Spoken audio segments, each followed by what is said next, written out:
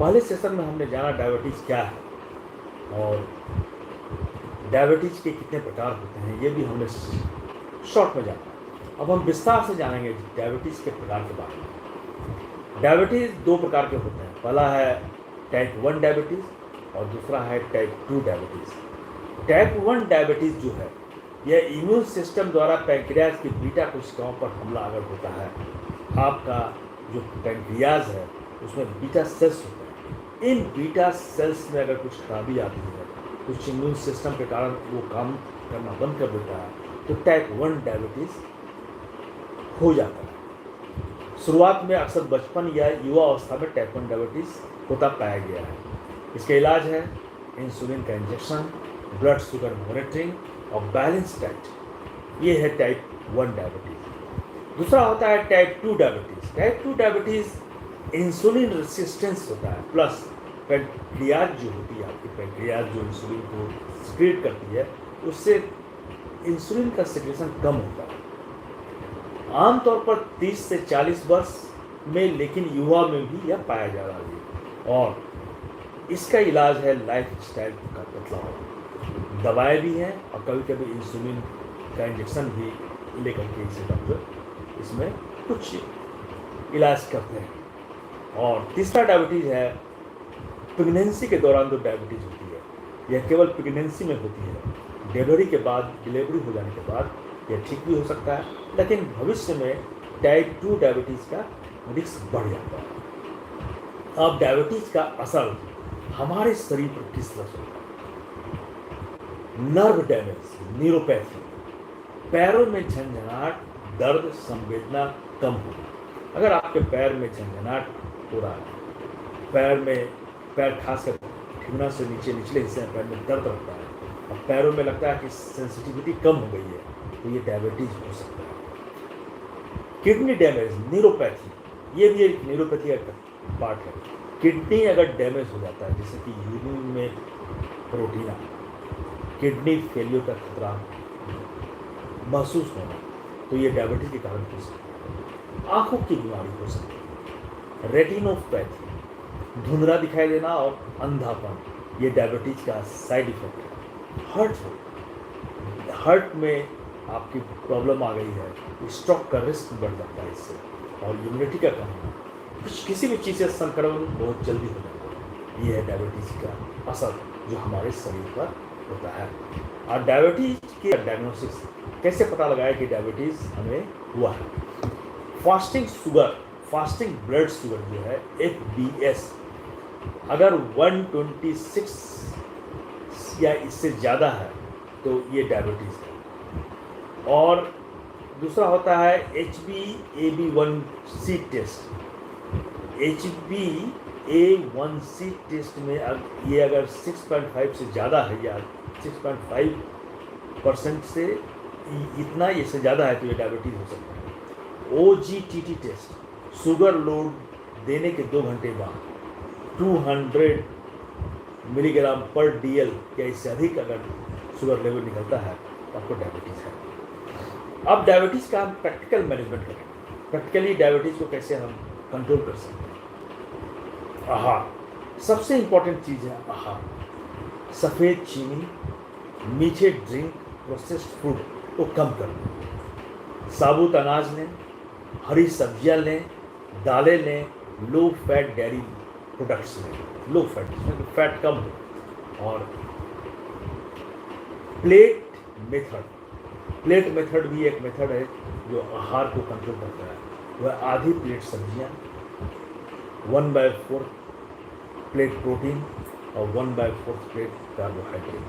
सब्जी की मात्रा प्लेट में आधा हो, प्रोटीन 1/4 हो, आधा का आधा, और कार्बोहाइड्रेट फिर इसका आधा का जो आधा है।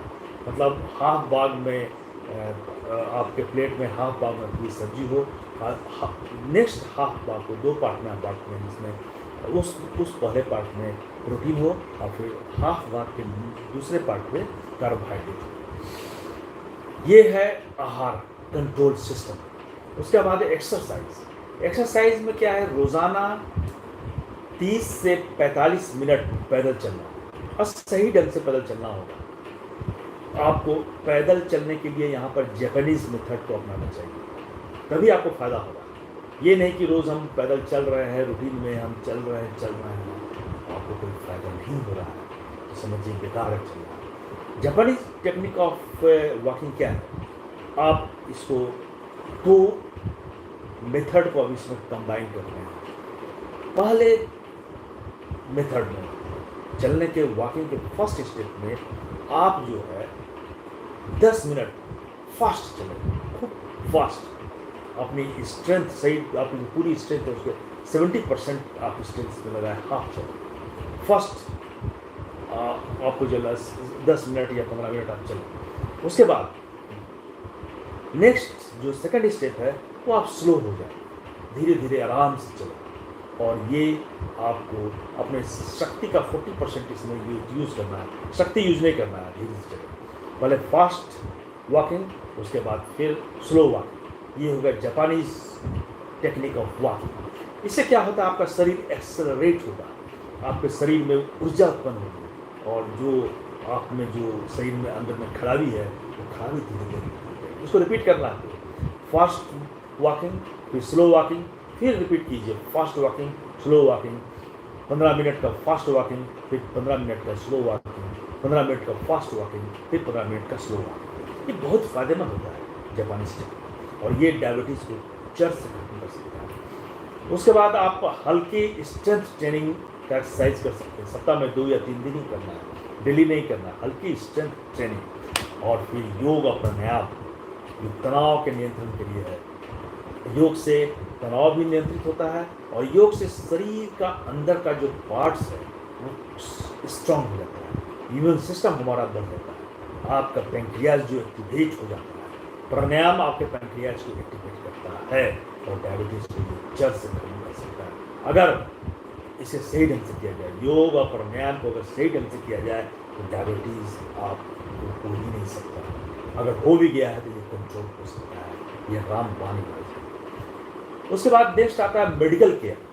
मेडिकल केयर के रूप में आप नियमित रेगुलर ब्लड शुगर को चेक करें, साल में कम से कम एक बार आंख और किडनी की भी जांच कराएं, और डॉक्टर की सलाह के बिना दवा बंद नहीं करें। अगर आपको डायबिटीज़ है और दवा ले रहे हैं तो आपको दवा बंद कभी नहीं करना है, डॉक्टर से सलाह लीजिए, चेकअप करवाइए। अगर डॉक्टर कहते हैं कि आपको दवा की आवश्यकता नहीं है तभी आप दवा बंद कीजिए। और फिर प्रिवेंशन, नेक्स्ट डायबिटीज़ का इलाज है प्रिवेंशन।